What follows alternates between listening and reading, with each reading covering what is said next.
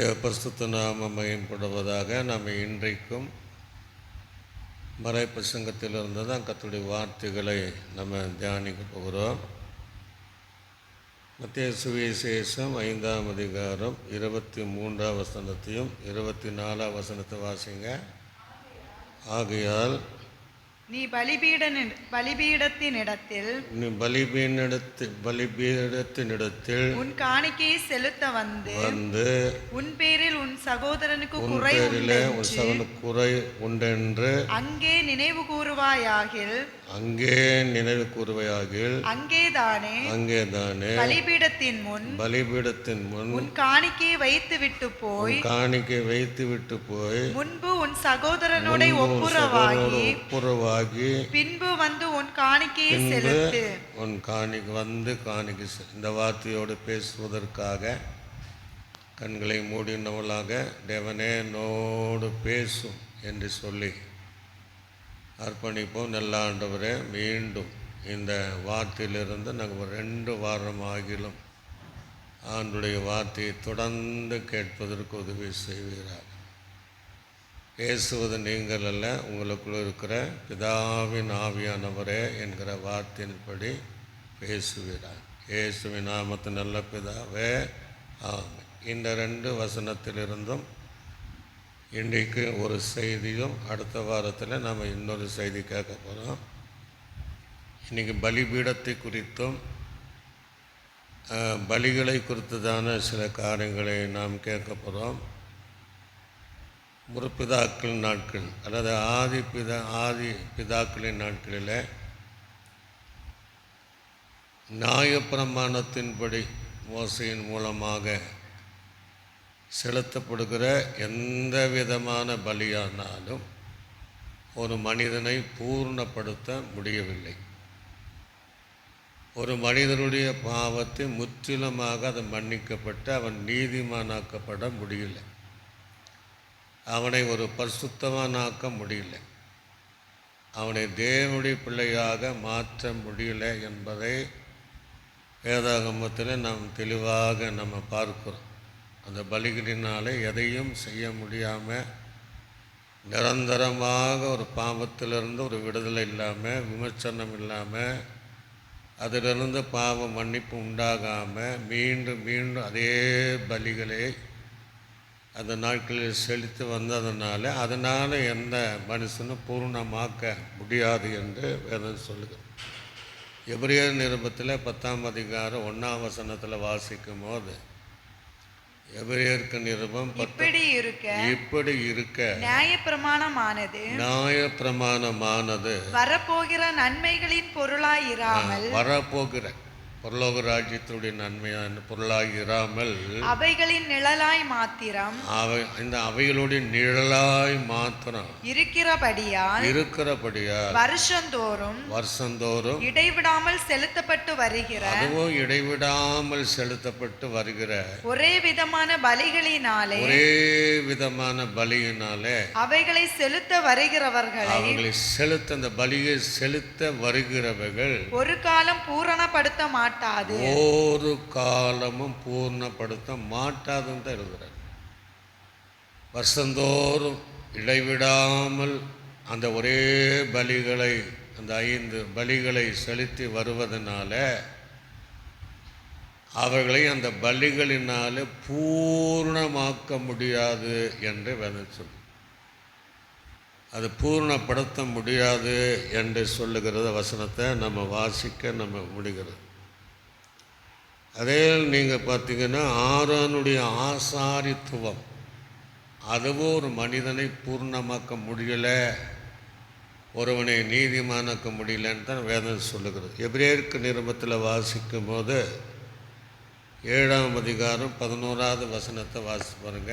7ஆம் அதிகாரம் அல்லாமலும் இஸ்ரவேல் ஜனங்கள் லேவி கோத்திர ஆசாரிய முறைமைகளுக்கு உட்பட்டிருந்தது அல்ல, லேவியின் கோத்திர ஆசாரிய உட்பட்டது அல்லாமல் நியாயப்பிரமாணத்தை பெற்றார்கள். நியாயப்பிரமாணத்தை பெற்றார்கள். அந்த ஆசாரிய முறைமையினாலே பூரணப்படுதல் உண்டாயிருக்குமானால், அதுல பூர்ணப்படல, அதாவது கேள்வி, பூர்ணப்படுகிற காரியம் உண்டாயிருக்குமானால் ஆரோனுடைய முறைமையின்படி அழைக்கப்படாமல் மெல்கிசேதேக்கினுடைய முறைமையின்படி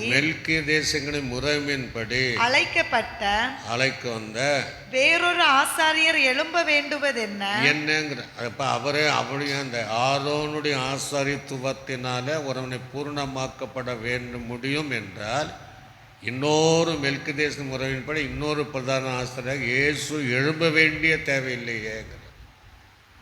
ஆகவே அந்த பிரமாணங்களும் அந்த ஆசாரியத்துவங்களும் ஒரு மனிதனை பூர்ணமாக்க முடியல, அவரை நீதிமானாக்க முடியல. அதனால்தான் இயேசு கிறிஸ்து இந்த உலகத்தில் வருகிறார். அதை நிறைவேற்றும்படியாக, ஒரு மனிதனை பூர்ணப்படுத்தும்படியாக. அதே எபிரேய நிருபத்தில் 7ஆம் அதிகாரத்தில் 24ஆம் வசனத்தில் கூட வாசிங்க. இவரோ என்றென்றைக்கும் நிலைத்திருக்கிறபடியினாலே, இயேசு கிறிஸ்து என்றென்றைக்கும் நிலைத்திருக்கிறபடியினாலே மாறி போகாத ஆசாரியத்துவம் உள்ளவர்களாய் இருக்கிறார். அவைகள் மாறி போனாலும் இந்த தேவனுடைய பிரதான ஆசாரியத்துவம் அது ஒரு காலம் மாறாகாது. ஆக இவைகள் தான் ஒரு மனுஷனை பாவத்தின் அடிமையிலிருந்து அவனை விடுதலையாக்கி நீதிமானாக்கி இந்த ஆசாரித்துவம் தான் பூர்ணப்படுத்துகிறது என்பதை நாம் அறிந்து கொள்ள வேண்டும். அதற்காகத்தான் இயேசு கிறிஸ்து இந்த உலகத்தில் வரார்.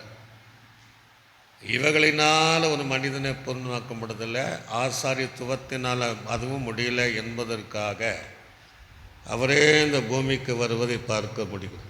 அதை எபிரேயர் நிருபத்தில் வாசிக்கும் போது 10ஆம் அதிகாரம் 5ஆம் வசனம் முதல் 10ஆம் வசனம் வரை வாசித்து பார்த்தீங்கன்னா, ஆகையால் அவர் உலகத்தில் பிரவேசிக்கும் போது, இயேசு உலகத்தில் பிரவேசிக்கும் போது பலியையும் காணிக்கையும் நீர் விரும்பவில்லை.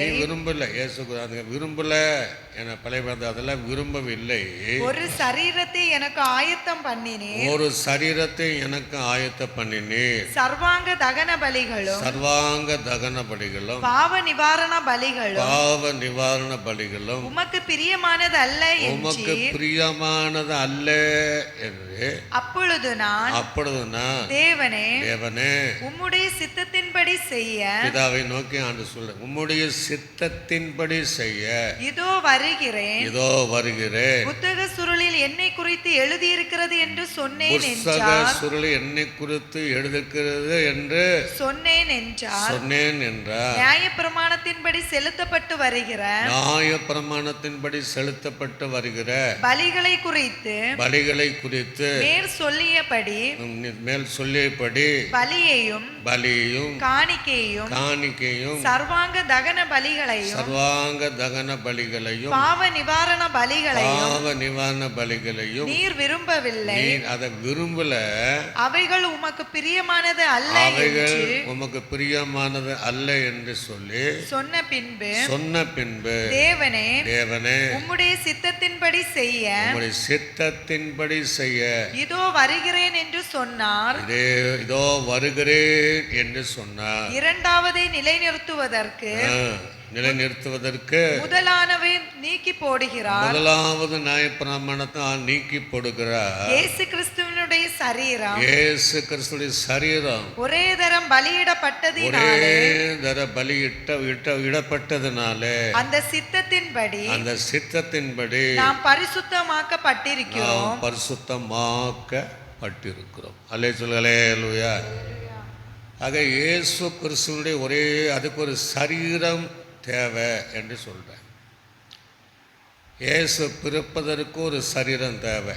அது மரியாள் என்கிற பாத்திரத்தை பரிசுத்தாவினால் கர்ப்பந்தரிக்கப்பட்டு இயேசு கிறிஸ்து நம்மை போல பிறந்த. இன்னும் சரீரம் என்பது அவர் தேவனாக இருக்கிறார். ஒரு மனித சரீரத்தை அவதாரம் எடுத்தார். அந்த சரீரத்தை வந்தார். அந்த சரீரம் இன்னொரு சத்தியம் காண்பிக்கிறது. நம்முடைய சரீரத்தில் அவர் தேவனாக அந்த ஆலயமாக திறந்து கொண்டு நமக்குள்ள வாசமாக இருக்கிறார். அந்த தேவன் அந்த சரீரத்தை கொண்டு அவர் சிலுவையில் நமக்காக பலிபீடமாகி பலியாகி அந்த இரத்தம் சிந்ததுனால நம்மை அந்த பரிசுத்தவான்களாக பூர்ணமாக்கப்பட்ட தேவ பிள்ளைகளாக அந்த நியாயப்பிரமாணம் செய்யாததை ஆரோனுடைய ஆசாரியத்துவம் செய்யாத ஒன்றை இயேசுவின் மூலமாக நமக்கு அந்த நீதிமான் தேவ பிள்ளைகள் பரிசுத்தவான்கள் மனவாட்டிகள் அல்லது அவருடையவர்கள் என்று சொல்லி பூர்ணத்திற்குள்ளாக நடத்துவதற்கு இயேசுவே இந்த உலகத்தில் பலிப்பொருளாக வந்தார் என்பதை பார்க்க முடிகிறது. அதே நீங்கள் 10ஆம் அதிகாரத்தில் 14வது வசனத்தில் வாசிக்கும்போது ஏனெனில் பரிசுத்தமாக்கப்படுகிறவர்களை ஒரே பலியினாலே இவர் என்றைக்கும் பூரணப்படுத்தி இருக்கிறார். இவர் என்றைக்கும் பூர்ணப்படும் ஒரே பலிதான். அங்கே இடைவிடாமல் பலி செலுத்தப்பட்டது. ஆனால் அவைகள் ஒரு மனிதனை பூர்ணமாக்கப்படுத்தலை. இது ஒரே பலியினாலே நம்மை பூர்ணப்படுத்தும்படியாக இயேசு கிறிஸ்து பலிபீடமாக பலிப்பொருளாக இந்த உலகத்தில் முழு உலகத்தின் ஜனங்களை தன்னை ஏற்றுக்கொள்ளும் போது அவர்களை நீதிமானாக்க பரிசுத்தவான்களாக்க அவளை பூர்ண அனுபவத்திற்குள் வரும்படியாக இயேசு ஒரே தரம் பலியாகும்படி இந்த உலகத்தில் அவர் மானிட சரீரமாக உலகில் வந்து நமக்காக அவர் பலி ஆனார். அல்லேலூயா. இந்த பலியினால தான் நியாயப்பிரமாணத்திற்கு ஒரு முடிவை உண்டாக்கினார். சில வாரத்திற்கு முன்பாக நம்ம இன்னொரு மலை பிரசங்கத்தை கேட்டோம். நான் நியாயப்பிரமாணத்தை அழிப்பதற்கு அல்ல, அதை நிறைவேற்றுக்கு வந்தேன். அந்த செய்தி நீங்கள் யூடியூப்பில் கேட்டிங்கன்னா எதற்கு அதை சொன்னார்? அது நியாயப்பிரமாணம் அவரே நிறைவேற்றினார்.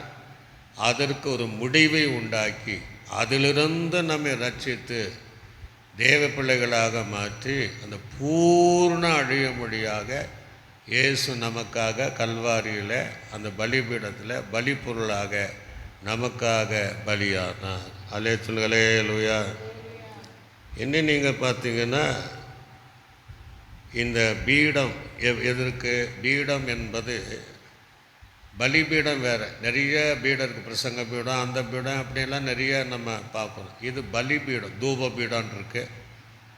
ஆகவே பீடத்தண்டை அப்படி இருக்குது. இது பலிபீடம்னா பலி செலுத்துகிற பீடம்தான் பலிபீடம். பலி செலுத்தாத ஒரு பீடத்தை பலிபீடம் என்று சொல்ல முடியாது. ஆக அந்த பலிபீடம் அதை தான் இன்றைக்கி நம்ம தியானிச்சுட்டு வரோம். அதை குறித்து நம்ம சில வர்த்தங்களை வாசிப்போம்.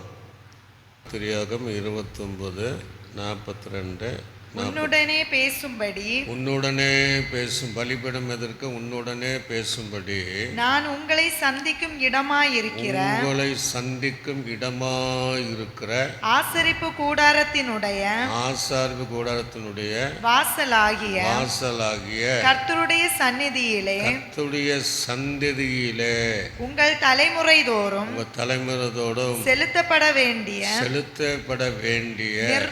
நித்திய சர்வாங்க தகன பலி இதுவேங்கிறார். அப்போ எங்கே அந்த பலிபீடம் என்பது தேவனுடைய சந்ததி, தேவனுடைய சமூகம், தேவனுடைய பாதம். தேவன் நியமிக்கப்பட்டுகிற அந்த இடத்துல தான் தேவனை சந்திக்கிற இடம்னு சொல்கிறார். அந்த பலிபீடம் என்பது தேவனை சந்திக்கிற இடம், அல்லது தேவன் நம்மை சந்திக்கிற இடம், அல்லது தேவன் நம்மோடு பேசுகிற இடம், நாம் அவரோடு பேசுகிற இடம், அல்லது நாம் அவரை ஆராதிக்கிற இடம் தான் அந்த பலிபீடம். அந்த பலிபீடத்தை தான் சொல்கிறாரு, உன் காணிக்க முதலாக வச்சு வையுங்கிறார். அதை நாம் அடுத்த வாரத்தில் எதுக்கு அதை சொன்னார் என்பதை நம்ம பார்ப்போம். தேவனை சந்திக்கிற இடத்துல, தேவனை ஆராதிக்கிற இடத்துல ஆவின் நிறைவோடும் அவரை துதிக்கிற இடம்தான் தேவனுடைய சந்ததி என்று அங்கே சொல்லுகிறதை நாம் பார்க்க முடியும். அதனால்தான் புதிய ஏற்பாட்டில் இயேசு சொல்கிறாரு, அந்த சந்திக்கிற அவர்தான் பலிபீடம். அதனால் வருத்தப்பட்டு பாரம் சுமக்கிறவர்கள் நீங்கள் எல்லாரும் என்னிடத்தில் என்ன செய்யுங்க, வாருங்கள். அல்லேலூயா. நான் உங்களுக்கு இலைப்படுத்துறேன்னா அவர் சமூகத்தில், அவர் சந்திதியில், அவர் பலிபீடமாக இருக்கிற அவர் அருகில் வரும்போது நம்முடைய வருத்த பாரங்கள் எல்லாவற்றையும் மாற்றி இலைப்பாறுதலை செய்வார். யோவானில் இன்னொரு விதமாக சொல்கிறார், ஒருவன் தாகமாக இருந்தால் என்னிடத்தில், என் சந்திதியிலே, என் பலிபீடத்தில், தேவ ஆலயத்தில் அவன் வரக்கடவன் என்று அங்கேயும் சொல்வதை நாம் பார்க்க முடியும். அதே போல் இன்னொரு வேதம் சொல்லுகிறபடி என்னிடத்தில் வருகிறவன், என் சமூகத்தில் வருகிறவன், என் பலிபீடமாக நான் சந்திக்கிற இடத்துல, என்னை ஆராதிக்கிற இடத்துல, என்னை நம்புகிற இடத்துல, என்னை தொழுது கொள்கிற இடத்துல வருகிறவனை நான் ஒரு நாளும் புறம்பாக தள்ளுவது இல்லை என்று ஆண்டவர் புதிய காலத்தில் சொல்கிறார். யோவான் சுவிசேஷங்களில், மத்திய இதெல்லாம் இந்த வசனத்தை நம்ம வாசிக்க முடியும். அதில் முக்கியமான காரியம், தேவனை சந்திக்க வரும்படி நாம் ஜீவனோடு இருப்பதற்கு தேவ சமூகத்தில் நான் வரணும், தேவனுடைய பலிபீடமாகி அவர் இடத்துல வர வேண்டும் என்று யோவான் சுவிசேஷம் 5ஆம் அதிகாரம் 40ஆம் வசனத்தில் வாசிக்கும்போது, யோவான் சுவிசேஷம் 5ஆம் அப்படி இருந்தும் உங்களுக்கு ஜீவன் உண்டாகும்படி சொல்றாரு, உங்களுக்கு ஜீவன் உண்டாகும்படி என்னிடத்தில் வர உங்களுக்கு மனதில்லைன்ட்டார். அப்போ அவர் சமூகத்தில் வரும்போது தான் ஜீவன். நம்ம ராபோதன பந்தியில் பேசின வார்த்தை, அந்த மாம்சத்தை புசிக்கிறவனுக்குள் ஜீவன் உண்டாகும், அவனுக்குள்ளாக நித்திய ஜீவன் உண்டாகும். நான் அவனிலே நிலைத்திருப்பேன், அவன் என்னிலே நிலைத்திருப்பான், அவன் பிழைக்கும்படி செய்வேங்கிறார். அப்போ அவருடைய சமூகத்தில், அவருடைய உபதேசத்தின்படி, வசனத்தின்படி வாழ வருகிறவளுக்கு, என்னிடத்தில் வருகிறவளுக்கு ஜீவன் உண்டாகும். ஆனால் நீங்கள் வர மனதில்லாமல் இருக்கிறீங்க அப்படின்னு சொல்கிறார். ஆக அவருடைய அந்த பலிபீடம் என்பது மனுஷனை சந்திக்கிற இடத்துல, தேவ ஜனமாகிய நாம் இந்த புதிய காலத்துடைய விசுவாசிகளுக்கு நம்ம அவடத்தில் வரும்போது நமக்கு ஜீவன் உண்டாகும்படியாக தேவன் நமக்கு கிருபை செய்வார். அல்லேலூயா. அதுதான் அந்த புதிய காலத்தில் பூர்ணமாக்கப்படுதலோட அனுபவம். இன்னும் நீங்கள் எதற்காக அவரை சந்திக்கிற வருகிறீர்கள், அவரை பாதத்தில் வருகிறலை ராஜாக்களாக ஆசாரிகளாக மாற்றுகிறது. அந்த இடம்தான் சந்திக்கிற இடம்தான். வெளிப்படத்தில் விசேஷம் 1ஆம் அதிகாரம் 6ஆம் வசனத்தில் வாசித்து பார்த்தால் அங்கே இருக்கும். வெளிப்படத்தில் விசேஷம் நம்மிடத்தில் அன்பு கூர்ந்து நம்முடைய இரத்தத்தினாலே நம்முடைய பாவம் கலர நம்மை கழுவி நம்முடைய பிதாவாகிய தேவனுக்கு முன்பாக அவருக்கு முன்பாக நம்மை ராஜாக்களும் ஆசாரியர்களும் ஆக்கின அவருக்கு மகிமையும் வல்லமையும் என்றென்றைக்கும் உண்டாயிருப்பதாக. அவர் சமூகத்தில் வருகிறவர்களை ஜீவனை கொடுப்பார். அவளை தேவனுக்கு முன்பாக ராஜாக்களும் ஆசாரியும் ஆக்கிற இடம் தான் அந்த பலிபீடம் என்கிற அனுபவம். அந்த பலிபீடம் இயேசு என்பதை அறிந்து கொள்ளவே.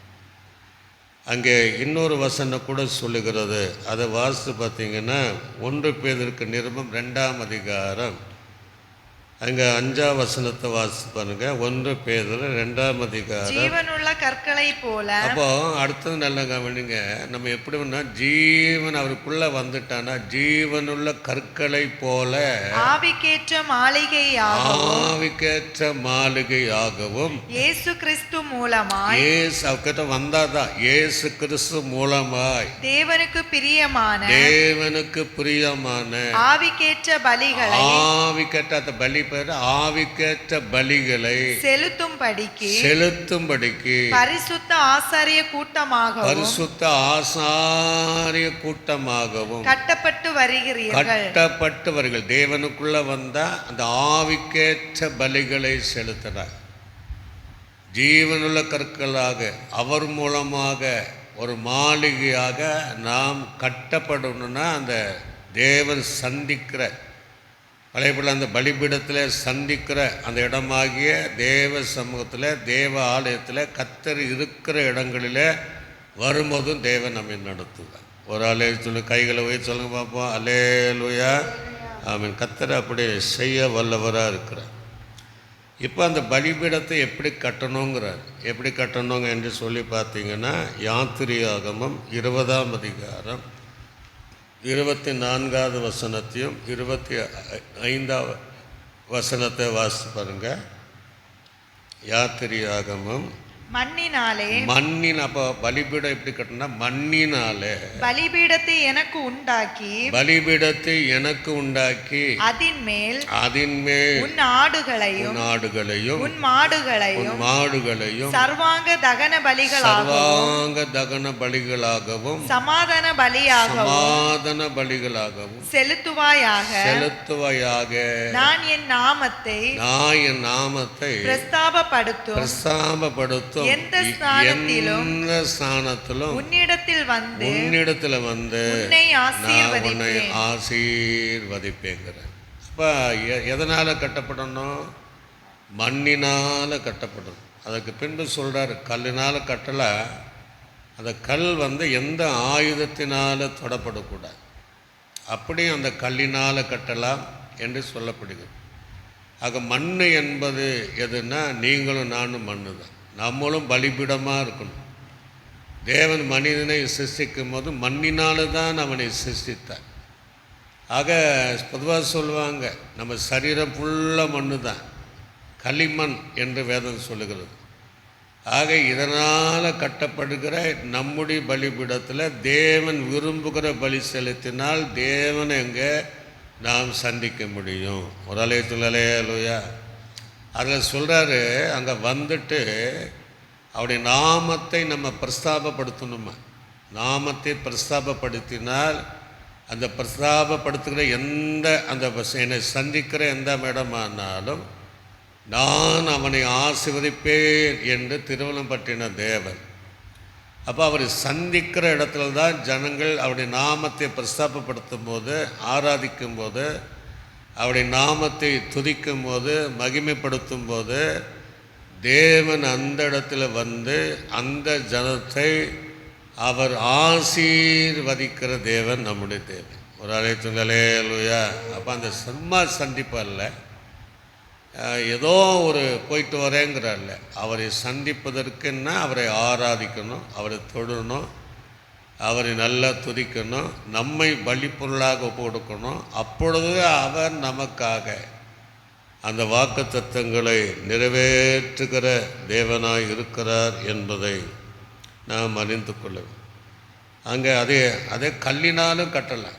நம்மையும் ஆண்டு சொல்கிறாரு, நீங்கள் ஜீவனுள்ள கற்களாக அவருக்கு ஏற்ற மாளிகையாக கட்டப்பட்டு வருகிறீர்கள். மண்ணினாலும் பலிபீடம், கற்களினால் ஒளிப்படாத. இப்போ நம்ம சரீரத்தை தேவன் படைத்தார் என்றால் எதுவும் சேதம் இருக்காது, அப்படியே பலிப்பொருளாக நம்ம போடுவோம். ஆக அந்த பலிபீடத்தின் மேலே நாம் கர்த்தரை சந்திக்கும் போது, மகிமைப்படுத்தும் போது தேவன் நம்மை நிச்சயமாக ஆசீர்வதிப்பார் என்று நம்ம பார்க்க முடிகிறது. ஆக அது நம்ம பலிபீடமாக இருக்கணும். அவரும் பலிபீடம்தான், பலி செலுத்தக்கூடிய பலிபீடமாக இருக்க வேண்டும் என்று கர்த்தர் விரும்புகிறார். அடுத்தது இந்த பலிபீடம் எப்படி இருக்கணும்? அந்த பலிப்புள்ள பார்த்திங்கன்னா லேவியராகமம் 6ஆம் அதிகாரம் 13ஆம் வசனத்தில் வாசிக்கும் போது, லேவியராகமம் 6ஆம் அதிகாரம், அதில் பலிபீடத்தின் மேல் அக்கினி எப்பொழுதும் எரிந்து கொண்டிருக்க வேண்டும். எப்போது எரிந்து கொண்டிருக்க வேண்டும். அது ஒரு பொழுதும் அவிந்து போகலாகாது. ஒரு போது அவிந்து போடல் ஆகாதுங்கிறார். அப்போ பலிபீடத்தின் மேலே பலி இருக்கணும், பலிபீடங்கள் இருக்கணும், தேவன் சந்திக்கிற மனுஷனுடைய அந்த தகுதி இருக்க வேண்டும். அந்த பலிபீடத்தில் 24 மணி நேரமும் அது அக்னி பற்றிட்டு எரிந்துகிட்டே இருக்கணும். அக்னி அவிழ்ந்து போக விடவே கூடாது. அதனால் ஆசாரியன் பக்கத்தில் இருக்குமா, அந்த வேலை பணிவிடை செய்கிறவர்கள் அதை அடைந்து போகாதபடி அந்த விறகுகளை போட்டுகிட்டே இருப்பாங்க. விழிப்பாக தூங்காமல் அது அந்த தகுந்த அந்த நேரத்துக்கேற்ற சில ஆசாரிகள் கடந்து அந்த வேலை செய்வாங்க. அதை எப்போதும் அக்னி எரிஞ்சிட்டே இருக்கும். இந்த அக்னி 2 காரியம் செய்யும். ஒன்று, தேவையில்லாததை சுட்டி எரித்து போடும். அல்லேலூயா. நமக்குள் இருக்கிற மாம்சக்கிரியைகள், பாவக்கிரியைகள், அந்தரங்கத்தின் பாவங்கள், இவைகளெல்லாம் அவர் சுட்டெரித்து போடுகிறவர். இன்னொன்று, நம்மை தேவனுக்கென்று அக்னியாய் மாற்றுகிறவர். அது அக்னி எப்போது எரிஞ்சிட்ருக்கணும்.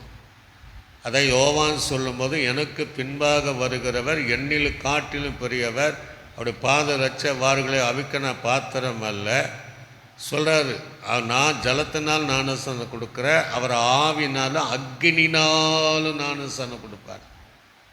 அப்போ யார் அக்னியாக இருக்க வேண்டும்? மனம் திரும்பி பாவரிக்கை செய்து விட்டு ஞானஸ்நானம் எடுக்கிற அந்த தேவ பிள்ளைகள் இந்த பலிபீடத்தில் மேல் இருக்கிற அக்னி போல எப்பொழுதும் சதா காலங்களும் ஆண்டோடைய வருகை வரையும் எப்போதும் அக்னியாக இருக்க அந்த அக்னி அபிஷேகத்தை பெற்றுக்கொள்ளுவேன். அல்லேலூயா.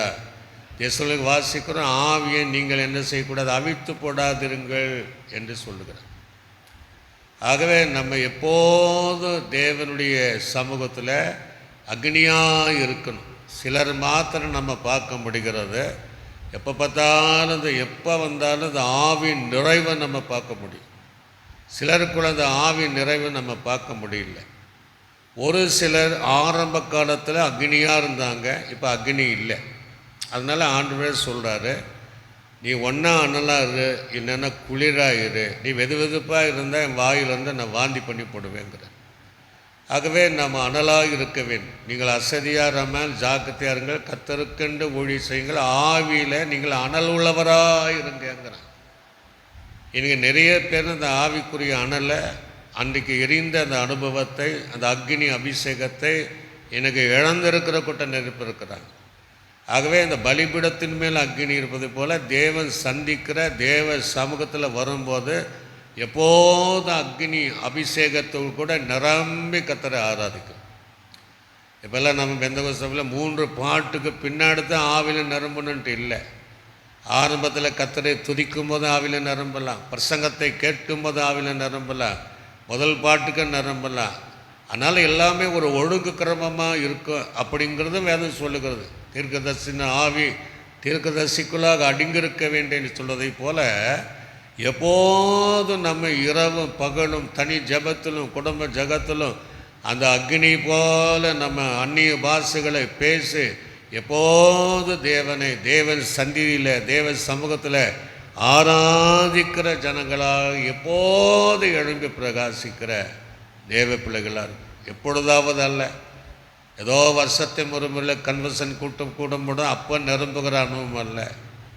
ஞாயிற்றுக்கிழமை மாத்திரம் நிரம்புகிற, எப்பொழுதும் 24வது மணி நேரமும் அது அக்னி அவிழ்ந்து போகாமல், நம்முடைய பெற்றுக்கொண்ட அபிஷேகம் இழந்து போகாமல் எப்பொழுதும் தேவ சமூகத்தில் எரிந்து கொண்டே இருப்பேன் என்று ஃபாதர் பாடின வண்ணமாக என்ன வந்தாலும் தேவனுக்கென்று அந்த 5 மணவாட்டிகள் எப்போதும் தீவட்டிகளோடும் எண்ணெயோடும் மணவாளனை சந்திக்க அவர்கள் ஆயத்தமாக இருந்தாங்க. ஆனால் மற்றவர்கள் அப்படி இல்லை. அவர்களுக்கு அந்த எண்ணெய் குறைவு, அந்த அக்னியின் அபிஷேகம் குறைவு, எல்லாம் ஒரு மாதிரி தான் இருந்துச்சு. ஆனால் இவைகள் மாத்திரம் எப்போதும் ஆரம்பம் முதல் மணவாளை சந்திக்கிற வரையும் அந்த அக்கினி அனுபவத்தோடு இருந்ததை போல இந்த பலிபீடமாக தேவ சமூகத்தில் சந்திதியில் நீங்களும் நானும் அது அக்கினியாக இருக்க வேண்டும் என்று கர்த்தர் விரும்புகிறார். ஒரு அலேச்சுங்களே லூயா. அப்படி தான் தேவ சமூகத்தில் நாம் உருவாக்கப்பட வேண்டும் என்று இயேசு விரும்புகிறார். ஆகவே நாம் அப்படி செய்ய ஆவல் உள்ளவளாக இருக்க வேண்டும். அதுதான் பிலிப்பை பவுல் திமோத்திக்கு எழுதும் போது, நான் உன்மேல் வைத்த கரங்கள் வைக்கும்போது உனக்கு உண்டான வரங்களை குறித்து அசதியாக இராதே, அதை அனல் மூட்டி எழும்புங்கிறான். பவுல் ஒரு முறை இந்த கிரேத்தா என்ற தீவில் விழுந்த போது விறகுகள் அப்படியே பற்றி எரியும் போது அதிலிருந்து ஒரு சர்ப்பம் எழும்பிச்சான். என்றைக்கு நம்ம அக்னியாக இருக்கிறோமோ அப்போ தான் அந்த இடத்துல சர்ப்பம் வெளியே போக ஆரம்பிக்கும். அது புழுவாகி பூச்சாகி சாதாரணமாக அந்த நெருப்பில் போட்டு சுட்டெரித்தான். ஆனால் எல்லாம் நினச்சாங்க பவுலுக்கு எதாவது ஆகிடும், பவுலுக்கு ஒன்றுமே ஆகலை.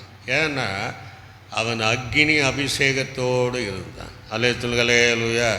அப்படி தேவ சமூகத்தில் நம்ம எப்போதும் இந்த எழும்பி பிரகாசிக்கிற விளக்கை போல, நம்ம யோவான் ஸ்நானகனை போல தேவனுக்கென்று நாம் இருக்க வேண்டும் என்று, அதுதான் தேவனை சந்திக்கிற தேவ சமூகம் எப்போதும் ஆவில நிரம்பக்கூடியவளாக இருக்க வேண்டும். எபேசருக்கு நிருபம் 5ஆம் அதிகாரம் 1ஆம் வசனமும் 2ஆம் வசனத்தையும் நீங்கள் வாசித்து பாருங்கள். எபேசருக்கு நிருபம் 1ஆம் அதிகாரம் 5ஆம் அதிகாரம் 1ஆம் வசனம் 2ஆம் வசனத்தை வாசி. ஆதலால் நீங்கள் பிரியமான பிள்ளைகளைப் போல தேவனை பின்பற்றுகிறவர்களாகி, தேவனை பின்பற்றவர்களாகி கிறிஸ்து நமக்காக நம்மை தேவனுக்கு சுகந்த வாசனையான, நமக்கு தேவனுக்கு சுகந்த வாசனையாக காணிக்கையாகவும் பலியாகவும் ஒப்பு கொடுத்து நம்மில் அன்பு கூர்ந்ததை போல நீங்களும் அன்பிலே நடந்து கொள்ளுங்கள். அன்பிலே அப்படி என்ன சொல்றான்னா, என்னை போல நீங்களும் உங்களுடைய என்னை சந்திக்க வருகிற இடத்துல சுகந்த வாசனையாக இருந்து நீங்கள் எல்லா இடத்திலும் நீங்கள் அன்பாயிருங்கள் என்று வேதம் சொல்லுகிறது. ரோமருக்கு நிருபம் 12ஆம் அதிகாரம் 1ஆம் வசனத்தில் வாசிக்கும் போது அங்கே என்ன சொல்றாரு? ரோமருக்கு நிருபம் 12ஆம் அதிகாரம், அப்படி இருக்க சகோதரரே நீங்கள் உங்கள் சரீரங்களை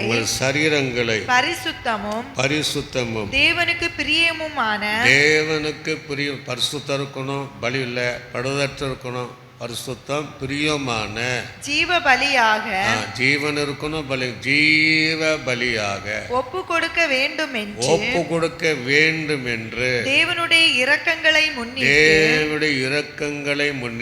உங்களை வேண்டிக் கொள்கிறேன். இதுவே நீங்கள் செய்யத்தக்க புத்தியுள்ள ஆராதனைங்கிற.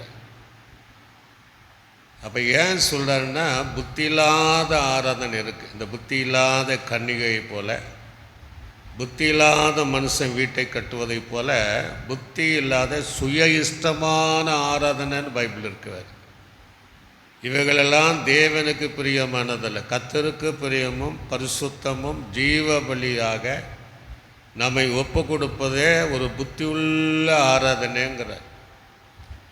இன்றைக்கி அந்த புத்தியுள்ள ஆராதனை யார் விரும்புது? ஏதோ போகிறோம் வரோம் என்று கூட்டத்தோடு சேர்ந்து வருகளை தவிர, தேவன் விரும்புகிற ஜீவ பலியாக ஒப்பு கொடுத்து தேவனுக்கு பிரியமானதையும் தேவனுக்கு பரிசுத்தமானதையும் தேவன் விரும்புகிற அந்த புத்தியுள்ள ஆராதனை செய்கிறவர்கள் நிறைய பேர் அதில் தவறு பண்ணுறாங்க.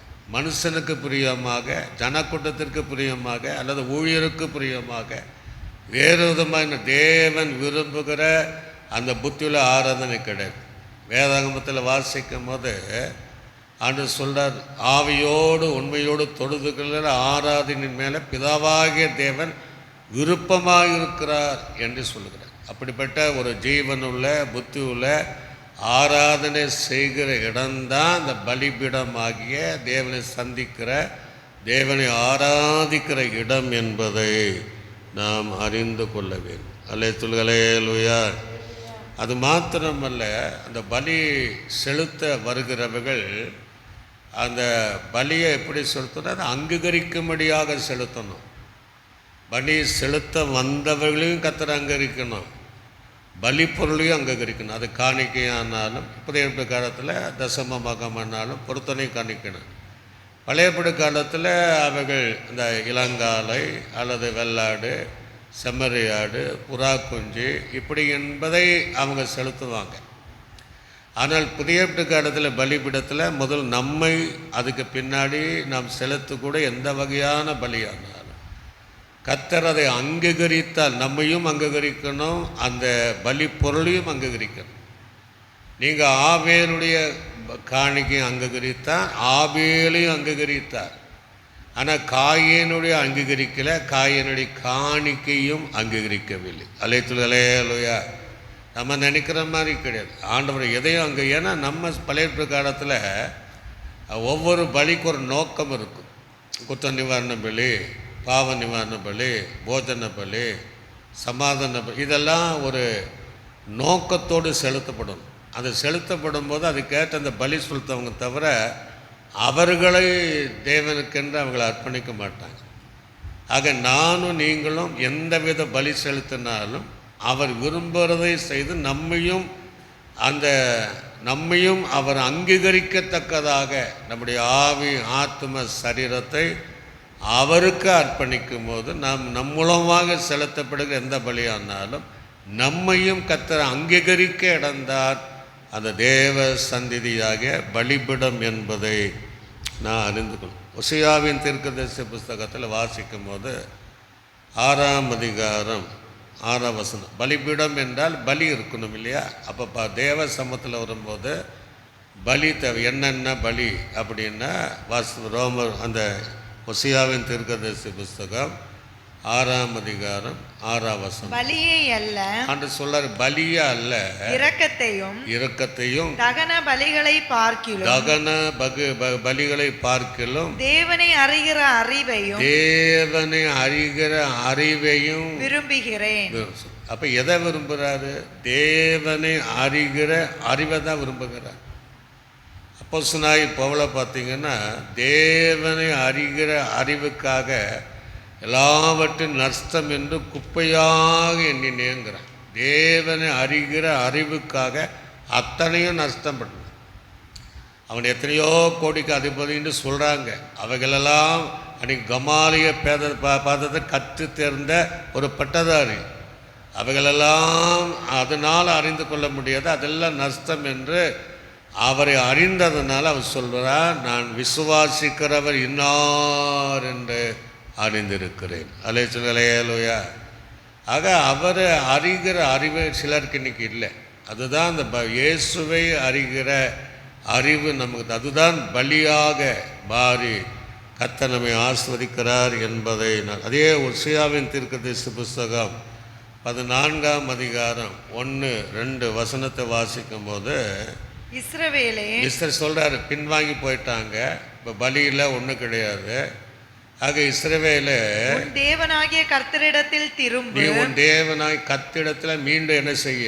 திரும்பு. நீ உன் அக்கிரமத்தினால் விழுந்தாய். நீ என்ன இதில் விழுந்துட்ட? அக்கிரமத்தினால் நீ விழுந்தாய். வார்த்தைகளை கொண்டு கர்த்தரிடத்தில் திரும்புங்கள். அவரை நோக்கி தேவரீர் எல்லா அக்கிரமத்தையும் நீக்கி எங்களை தயவாய் அங்கீகரித்தருளும். அப்பொழுது நாங்கள் எங்கள் உதடுகளின் காளைகளை செலுத்துகிறோம். அல்லேலூயா.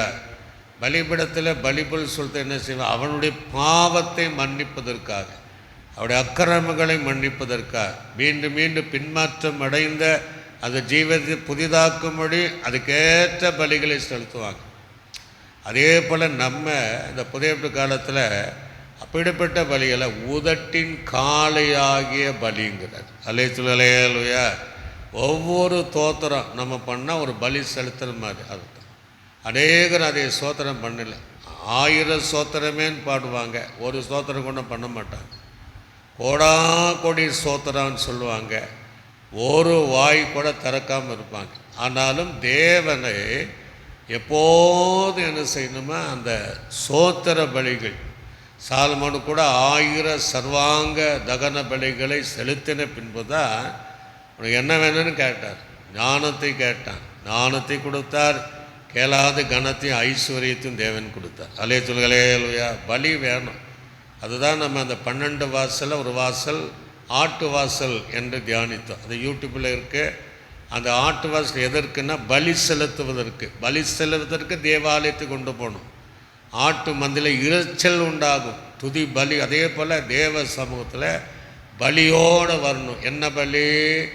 உதட்டின் காலியாகிய சோத்திர பலி. அல்லேலூயா. இந்த ஜனங்களை எனக்கென்று ஏற்படுத்தினேன், இவர்கள் என் துதியை சொல்லி வருவார்கள்.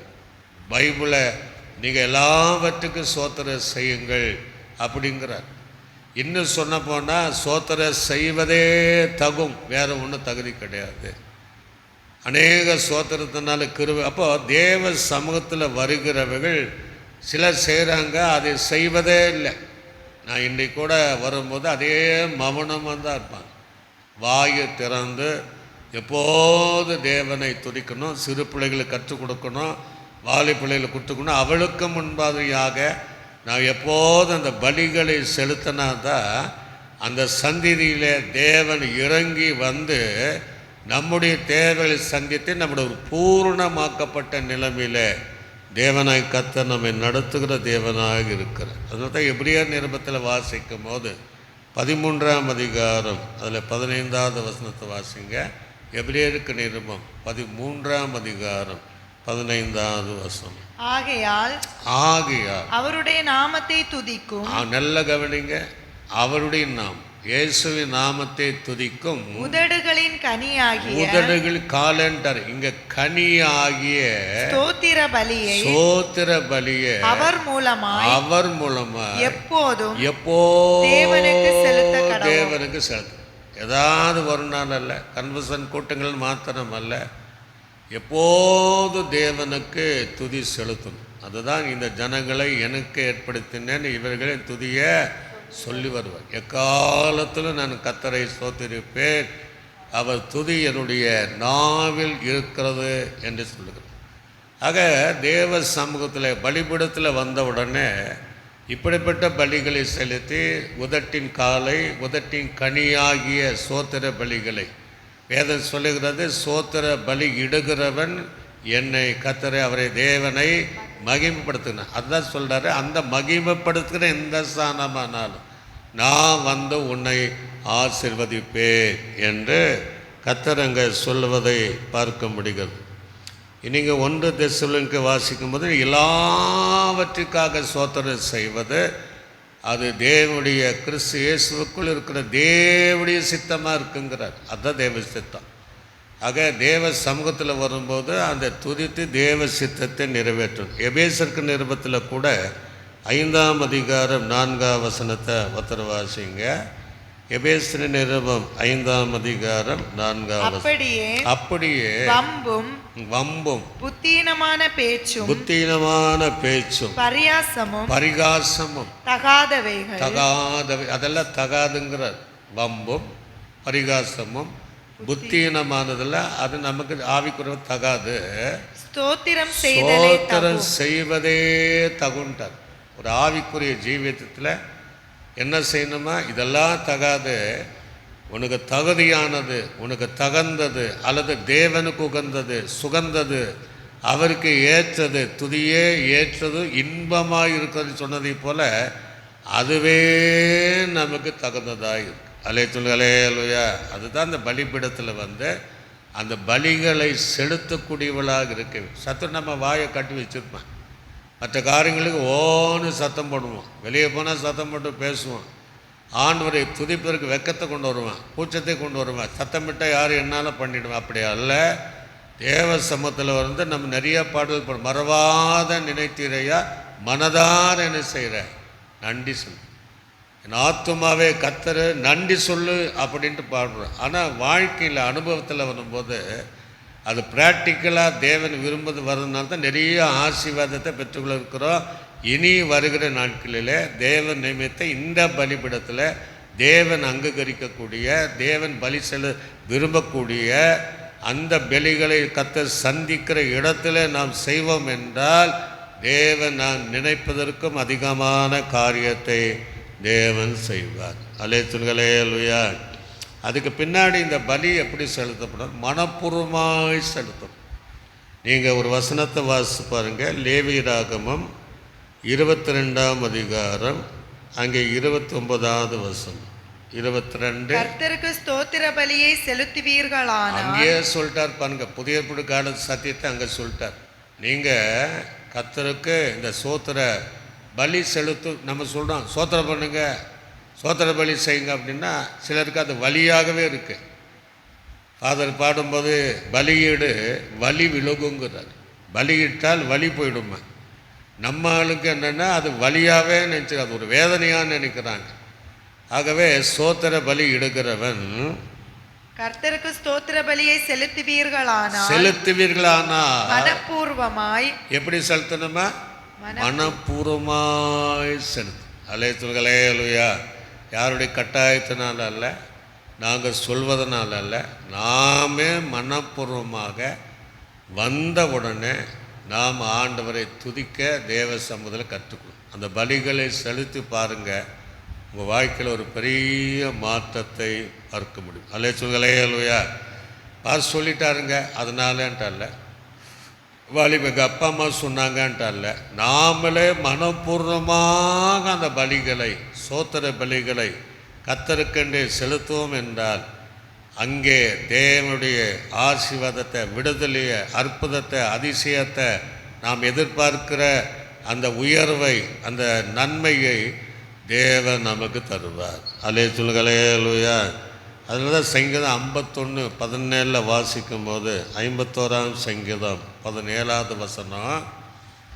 சங்கீதம் 50. தேவனுக்கு ஏற்கும் பலிகள். தேவனுக்கு எது ஏற்குமா? பலிகள் நொறுங்குண்ட ஆவிதான். தேவனே நொறுங்குண்டதும் நறுங்குண்டதுமான இருதயத்தை நீர் புறக்கணியீர். அப்போ இருதயத்தை நொறுங்கி, இருதயத்தை உடைக்கி, நறுகுண்டு ஆவியோடு அந்த பலிகளை செலுத்தின அந்த பலிகளை கர்த்தர் விளக்க மாட்டார். அதன் மேலே பிரியமாக இருப்பார். அல்லேலூயா. அதான் ஆவியனுடைய காணிதன் பிரியமாக இருந்தார். அவனையும் மேலே பிரியமாக இருந்தார். ஆக நம் மேலே பிரியமாக நாம் செலுத்தக்கூடிய அந்த பலிகள் மேலே கர்த்தர் பிரியமாக இருக்க வேண்டும். இங்கே பிலிப்பிற்கு நிருபம் 4ஆம் அதிகாரம் 18வது வசனத்தை கூட வாசிப்பாங்க. பிலிப்பிற்கு நிருபம் 4:18 வாசிக்கும் போது, பிலிப்பிற்கு நிருபம் எல்லாம் எனக்கு கிடைத்தது, எல்லாம் பவுல் சொல்றான், எல்லாம் எனக்கு கிடைத்தது, பரிபூரணமும் உண்டாயிருக்கிறது,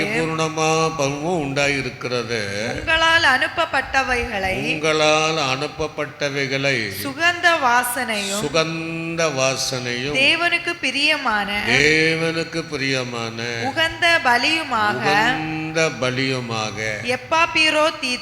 எப்பாப்ரோதீத்துவின் கையில் அந்த காணிக்க தங்களை கையில் வர பற்றி கொண்ட அதெல்லாம் நான் வாங்கிட்டேன், கொண்டபடியினால் நான் திருப்தி அடைகிறேன்னா அவங்க மனப்பூர்வமாய் கொடுத்துருக்கிறாங்க. அவன் அதை வாங்கி நான் ரொம்ப திருப்தி இருக்கிறேன். அப்போ நான் மனப்பூர்வமாய் செலுத்தினா கர்த்தர் திருப்தியாய் இருப்பார். அல்லேலூயா. அவன் நமக்கு திருப்தியானதை தருவார். நாம் திருப்தி தடுக்கிற ஜீவியத்தையும் ஆசீர்வாதத்தையும் தேவன் தர வல்லவராகிறார். ஆக நாம் செலுத்தக்கூடிய காரியத்தை அவர் மனப்பூர்வ திருப்தியாய் தேவன் என்னுடைய பிள்ளைகள் எனக்கு பலி செலுத்துகிறாங்க, காணிக்கைகளை மற்ற எந்த காரியமானாலும் அவர் திருப்தியாய் உங்களது பெற்றுக்கொண்டேன் என்று அவர் சொல்வதை போல அந்த பலிகளை நான் செலுத்தணும். 2 வசனத்தை வாசித்து முடிவு. பிலிப்பியர் 2:17 வாசிக்கும் போது 2ஆம் அதிகாரம் 17வது வசனம். மேலும் மேலும் உங்கள் விசுவாசமாகிய பலியின் மேலும் இங்க சொல்றாரு, இது விசுவாசம் என்கிற பலி, விசுவாசமான பலியின் மேலும் ஊழியத்தின் மேலும் ஊழியத்தின் மேலும் நான் வார்க்கப்பட்டு போனாலும் நான் மகிழ்ந்து உங்கள் அனைவரோடும் கூட சந்தோஷப்படுவேன். சந்தோஷம். ஏன்னா அவன் மனப்பூர்வமாய் தேவனுக்கு, ஆண்டவரே என்ன செய்ய நீ சித்தமாக இருக்கிறேன் என்று மனப்பூர்வமாக அந்த ஊழியம் செய்ததுனால பவுல் சொல்கிறார். ஆக தேவ சந்நிதியில் பலிபீடம் நம்ம தான், அவர் ஒன்று பலிபீடம், அவர் பலிபொருள், நம்ம பலிகளை செலுத்தணும். ஆக இப்படி செலுத்தும் போது தேவன் நம்மை ஆஸ்வதிப்பார். கடைசியாக ஒரு வசனத்தை வாசித்து நம்ம முடிக்க போகிறோம். சங்கீதம் 50:5 வசனத்தில் வாசிக்கும் போது 50ஆம் சங்கீதம் 5வது வசனத்தை பலியினாலே என்னோட உடன்படிக்கை பண்ணின. பார்த்தீங்களா சொல்றாரு. இப்போ எதனால நம்ம உடன்படிக்கை பண்றோம்? பலி. எந்த பலி? பழையப்பட்டு பலி இல்லை, சோத்திர பலினால என்னோடு உடன்படிக்கை பண்ணின என்னுடைய பரிசுத்தவான்களை, அந்த பூர்ணமாக்கப்பட்ட பரிசுத்தவான்களை என்னிடத்தில் கூட்டுங்கள் என்பார். என்னிடத்தில் கூட்டுங்கிற கடை, இந்த பூர்ணமாக்கப்பட்ட பலி செலுத்தின தேவ சமூகத்தில் வந்தால் விரும்புகிற துதிக்கைய காலை கனியாகிய அந்த பலிகளை செலுத்துகிற தேவ பிள்ளைகளை, என்னுடைய பரிசுத்தவான்களை என்னிடத்தில், என்னுடைய ராஜ்யத்தில் இங்கே மாத்திரமல்ல கூட்டுங்கள், அவங்களை கூட்டுங்கள் என்று ஒரு சத்தம் கேட்கும்படியாக இப்படியெல்லாம் வாழும்போது பரலோகத்தில் நாம் அவரோடு சேர்ந்து நித்திய காலமாக இருப்பதற்காக தேவன் அந்த பலிபீடத்துடைய சத்தியங்களை நம்ம கற்றுத்தருக்கிறார். அல்லேலூயா. தொடர்ந்து நம்ம அடுத்த வாரத்தில் தொடர்ந்து தியானிக்க போகிறோம். அதற்கு பின்பு தான் சொல்கிறாரு, உன்னை காணிக்க கொண்டு வந்துட்டான்னா பலிபீடத்தில் முன்னாடி நீ வச்சுட்டு அப்புறம் சில விஷயங்கள் சொல்கிறார். அப்போ நம்ம அடுத்த வாரம் அதை குறித்து நம்ம தியானிக்க போகிறோம். பலிபீடம் என்பது என்ன? பலிபீடக்காரர் பலிபீடம் வந்து நம்ம பூர்ணமாக்கப்படலை, ஆரோனுடைய ஆசாரியத்துவம் பூர்ணமாக்கப்படலை. பலிபீடம் இதில் மண்ணினால் கட்டணும், தேவன் சந்திப்பதற்கு, தேவனை ஆராதிப்பதற்கு. ஏன்னா எங்கெல்லாம் பலி செலுத்தப்படுகிறதோ அங்கெல்லாம் தேவ அக்னி இறங்கும். நம்ம பலி செலுத்தினா தேவ அக்னி நம்ம மேலே இறங்கத்தான். அந்த பலி வந்து எப்படி செலுத்தணும்? அங்கீகரிக்கக்கூடிய பலிகளாக இருக்கணும், நம்மையும் அங்கே இருக்கணும், மனப்பூர்வமாய் செலுத்தணும். அதான் அங்கே சொல்கிறார். அப்படி செலுத்தினா வருகையில் அந்த பலி செலுத்தக்கூடியவர்கள், பலியோடு உடன்படிக்கை பண்ணினவர்களை பரலோகத்தில் கூட்டி சேர்க்கிறவராக இருக்கிறார். அப்படியே கண்களை மூடினவர்களாக ஆண்டு சமூகத்தில் ஒப்பு கொடுத்து, ஆண்டவரே என்னை இந்த அனுபவத்தில் இந்த சத்தியத்திற்குள்ளாக என்னை நடத்துங்கப்பா என்று சொல்லி அப்படியே இதை கேட்கிறவர்கள் ஆண்டவருடைய ஆராதிக்கிற தேவப்பிள்ளை, உன்னால் துதிக்க முடியல, உன்னால் பலி செலுத்த முடியல, உன்னால் ஆராதிக்க முடியல, தேவனை தொழுது கொள்ள முடியல, ஆனால் ஆலயத்துக்கு போகிற நீ வர, அதில் எந்த பிரச்சனையும் கிடையாது. தேவனுடைய ஆலயத்துக்குள்ள வந்த ஆள் விரும்புகிற பலிகளை செலுத்தணும். அப்போ தான் தேவ மகிமை இறங்கும். எப்போதும் அக்னி எரிஞ்சிட்டே இருக்கணும், எப்போதும் ஆவி நிறைவு நமக்கு தேவை. யார் பார்க்குறாங்களோ இல்லையோ, யார் பரிகாசம் பண்ணுறாங்களோ, அப்படியே எப்போதும் அந்நிய பாஷைகளை பேசி ஒரு ஆவி நிறைவோடு இருக்கணும், தவிர அதில் குறைந்து போகக்கூடாது. ஆகவே நம்ம இந்த தோத்திர பலிகள் மனப்பூர்வமாய் அங்கீகரிக்கத்தக்க அந்த பலிகளை செலுத்தும்படி எல்லாம் சோத்திரம் பண்ணுங்க பார்ப்போம். ரீபாலா பாலா பாலா, நன்றி ஆவியானவரே. சகரி பாலா பாலா, தேவ மகிமை, அந்த தேவ மகிமை பலி சொல்லிட்டாரு. எந்த சாணமானால் என்னை பலியிட்டு என்னை மகிமைப்படுத்துகிற, நாமத்தை பிரஸ்தாபப்படுத்துகிற எந்த சாணமானாலும் நான் வந்து உன்னை ஆசீர்வதிப்பேன் திருவள்ளுவர் பற்றின தேவன். இன்றைக்கும் ஒரு வேலை இந்த வீட்டிலேருந்து கேட்கலாம், வாகனத்தில் போய் கேட்கலாம், ஏதோ ஒரு வேலை செய்து கேட்கலாம், அல்லது நீங்கள் இன்றைக்கு சபையிலிருந்து நீங்கள் கேட்குற உங்கள் மேலேயும் தேவன் அந்த மகிமையால் நிரப்புகிறார். ரீபாலா பாரா பாலா பாரா. இந்த வார்த்தைகளுக்காய் கர்த்தரை நாம் சோதனை பண்ணுவோம். சோத்திரம் பிதாவாகிய தேவனை சோதனை பண்ணுவோம். சோத்திரம் கர்த்தராகிய இயேசு கிறிஸ்துவை சோதனை பண்ணுவோம். சோதனை நம்மை ஆற்றி தேற்றி வழிநடத்தின பரிசுத்தாவியானவரை ஸ்தோத்திரம் பண்ணுவோம். நல்ல ஆண்டவரே நன்றி. இந்த நல்ல மன மகிழ்ச்சி நாளுக்காய் ஸ்தோத்திரம். கர்த்தர் எங்களோடு கூட மலை பிரசங்கம் நாங்கள் அந்த 1ஆம் வசனம் தியானித்து வருகிறோம். இன்றைக்கு இதை தியானித்தோம். பலிபீடம் என்றால் புதைப்பிட காலத்தில் பலிபீடம் என்றால் என்ன? அந்த பலிபீடத்தில் தேவன் சந்திக்கிற இடம், அது எப்படியெல்லாம் நாங்கள் இருக்க வேண்டும் என்று எங்களோடு பேசினீங்க. கேட்களுக்கு பிரயோஜனமாக எங்களுக்கு பிரயோஜனமாக இருக்க உதவி செய்வீராக. எப்போது எரிந்து கொண்டு இருக்க, பிரகாசித்து கொண்டு இருக்க நீர் உதவி செய். இயேசுவின் நாமத்தில் ஜெபிக்க நல்ல பிதாவே, ஆமாம். நாத்துமாவே கர்த்தர், என் முழு உளமே பரிசுத்த நாமத்தில் என் ஆத்துமாவே கர்த்தர் செய்த சகல உபகள் மறுவாதே. ஆமாம். கர்த்தராகிய இயேசுவின் கிருபையும் பிதாவாக தேவனுடைய அன்பும் பரிசுத்தாவினுடைய அன்பின் ஐக்கியமும் சொந்த சமாதானம் நம் அனைவரோடும் சகல பரிசுத்தவங்களோடும் ஆண்டவராய் இயேசு கிறிஸ்து வருகும் ஒரு சதா காலம் இன்றைக்கு என்றைக்கும் கூட இருப்பதாக. அல்லேலூயா, அல்லேலூயா, அல்லேலூயா. கர்த்தர் உங்களை ஆசீர்வதி.